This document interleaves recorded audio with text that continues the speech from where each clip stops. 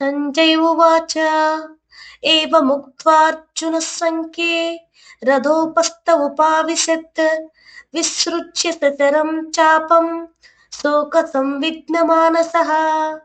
సంజయ్ ఉవాచ, సంజయుడు అన్నాడు, ఏవం ఉక్త్వా, ఇలా అని చెప్పి, అర్జునుడు శోక సంవిఘ్న మానసః, విషాదంతో కుంగిపోయిన మనస్కుడు, విసృజ్య వదిలి, సతరం చాపం, బాణాలతో కూడిన తన ధనస్సును, ఉపావిశత్, కూర్చున్నాడు, రథోపస్థే, రథం మీద.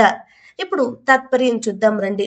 సంజయుడు ధృతరాష్ట్రునికి ఇలా వివరిస్తున్నాడు. ఓ రాజా, అర్జునుడు ఇలా అని చెప్పి విషాదంతో కుంగిపోయి తన చేతిలోని బాణాసంచితో కూడిన ధనస్సును వదిలి రథంలో కూర్చున్నాడు. ఇక్కడ ఇలా అని చెప్పడం అంటే అర్జునుడు తన బాధని వివరించిన తరువాత అని అర్థం. ఇప్పుడు సందర్భం చూద్దాం రండి. ఈ శ్లోకం మొదటి అధ్యాయం అయినటువంటి అర్జున విషాద యోగం చివరి శ్లోకం. ఇంతవరకు అర్జునుడు ధర్మ సంకటంలో పడుతూ తన వంశం, స్త్రీలు, వర్ణ సంకరం, పితృదోషం మొదలైన వాదనలు చెబుతాడు. చివరకు అతని మనస్సు పూర్తిగా విషాదంతో మునిగిపోతుంది.